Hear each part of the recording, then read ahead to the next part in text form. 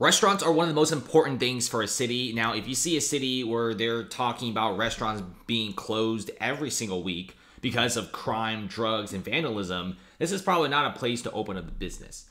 Now, if you look at Valencia Street, this is not your typical average restaurant street. Now, this is a pretty decent high-end place in the Mission District of San Francisco. Guys, don't know what the Mission District is. It's kind of like this place. It's gentrifying pretty hard. They got a lot of cool bars, very high-end restaurants. It's like a hipster's paradise, kind of. Like, it has a completely different vibe from downtown San Francisco, which is a skyscrapers, corporate town, offices. Mission District is actually pretty cool if you've ever been here. They do have all sorts of different restaurants. Very unique, okay? Very unique restaurants, very unique cafes that you don't get anywhere else in the city. And like I said before, it's a great place for food. But if you look at Valencia Street, right, these are just a whole entire avenue of restaurants and cafes. They're now all slowly shutting down. It used to be a very popular place for office workers, like office workers at night. They'll just come here for the clubs. Real estate prices here were absolutely insane. Condos were selling for millions of dollars a pop. And now many of these restaurants are now permanently closed. They're closed and they're never going to open up ever again. And this place has also found themselves in a area where there's just no more tourism, right? Tourists in San Francisco is down at an all-time low because the city is pretty much in a massive spiral downwards. And here's the thing about the city. It's so simple to get it up and running again. If you just clean up the streets, right? Reduce the crime by at least 70%. And I guarantee you a bunch of people are going to come here. Everyone's going to come here. But the thing is, San Francisco, they don't really like big changes. And I think it's a little too late anyway. It's kind of sad for San Francisco because if you've ever been here back before the pandemic, it was still a pretty decent place. Sure, it had its ups and downs, but overall it was a pretty good experience for me. Almost wanted to move here, but not anymore. I think San Francisco really needs to change or else every single restaurant is probably going to be closing in Valencia Street. And I do feel bad for the small restaurant owners here. Opening a restaurant is extremely tough, especially if you're just a family business. And if you look at Valencia Street, businesses have fallen 30% and 50% compared to the summer of 2022. And it's only going to go down even more. Many restaurants are saying that the crime, drug abuse, and low tourism are just killing the business, right? And if you talk to some of these business owners, they're like, if you take me back before I sign the lease, he'll probably open somewhere else.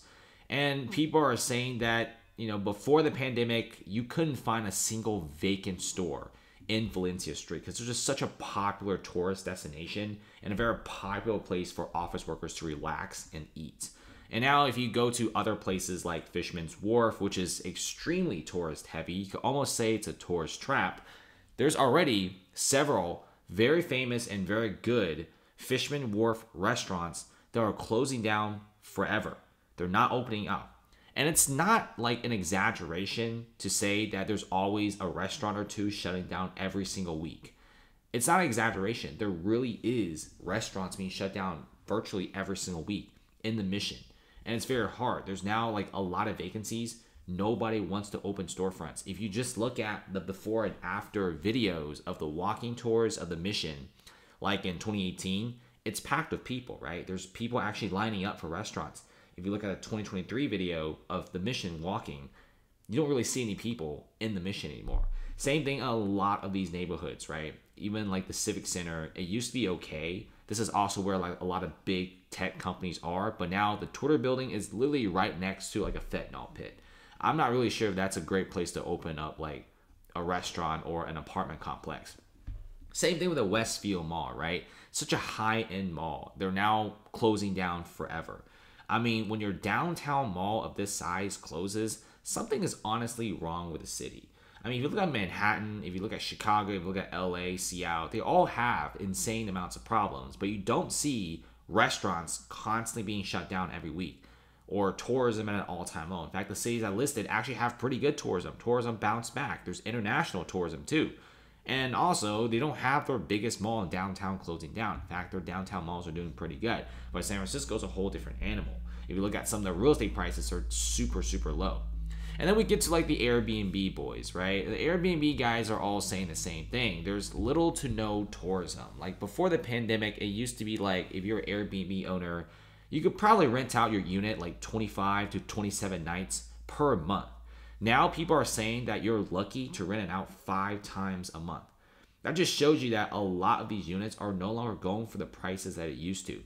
I mean, some of these units are so high end, and you already have some of the fattest price cuts. Look at this: 550 down to 450, 123 down to 95, 240 down to 215, and many of these prices are just slowly being cut away little by little. Look at this condo in Nob Hill, $450 discount right there, and there's just a bunch of these discounts everywhere in San Francisco, and it's only going to get worse, right? There's barely any tourism. It's really sad to see such a high-end tech capital going down the drain like this. And the thing about San Francisco is it's a pretty good town, right? It's a peninsula. There should be a bunch of office workers coming back, but they also not only lost tourism, but 150,000 office workers no longer are commuting to San Francisco anymore because of the drugs, the shoplifting, the crime, the vandalism. Many of these employees are just simply are like, I'll just work from home or live in other parts of the Bay Area. There's barely any commuting anymore. The subway lines, the BART that used to go to San Francisco's downtown are more empty than ever before. Used to be always packed, now it's super empty. And restaurants shutting down every week is no surprise. And look at that, San Francisco restaurants suffer worst summer ever, according to one owner. And look at this, right? Many of these stores in Valencia Street used to be so popular, used to have 0% vacancies, used to be people lining up for stores and restaurants. There's just so much drug abuse, so much crime. It's pretty much done for. And look at this, right? Downtown, it's just looking like this. San Francisco's just a massive pit of just drugs and all sorts of fentanyl stuff. And they're hosting like this massive APEC event with a bunch of Asian countries. They look at San Francisco, they see all this crazy stuff. It's not great. And we also have like, the Chinese president and also, the American president meet up in San Francisco this month in November. And it's going to be pretty bad looking for San Francisco when it looks like this. You know what I'm saying? So let's just see what happens here. You got a bunch of these buildings slowly becoming worthless as time goes on. You're seeing real estate transactions going down 50%. The city is going broke, and they're already cutting back on law enforcement, healthcare, and also just public services in general. So it's only going to get worse. And like I said before, the city just never just solves the root cause, right? Obviously, nobody's going to come back when you have just drug use everywhere. Nobody's going to come back when crime's insane. Honestly, at this point, just increase like the budget to solve the crime. I know it's a lot more complicated than that, but at the end of the day, if you want people to come back, if you want people to visit, safety, cleanliness are going to be the main things. It's not going to be about how many pop-up shops you open up. It's not about, these band-aids you put on the city. You're going to have to clean up the streets, right? Solve the crime issue, solve the shoplifting issue. If you can't, well, there's so many other cities for people to go to in America, right? You could go to Denver, you could go to Las Vegas, go to Miami. There's so many other cities. I mean, I don't know, man. The city just isn't changing. There's never really been any sort of drastic changes. I think the moment when the pandemic hit and a bunch of office workers left, the whole city just went down like to F grade. So thanks for watching, guys. Comment below and see you later.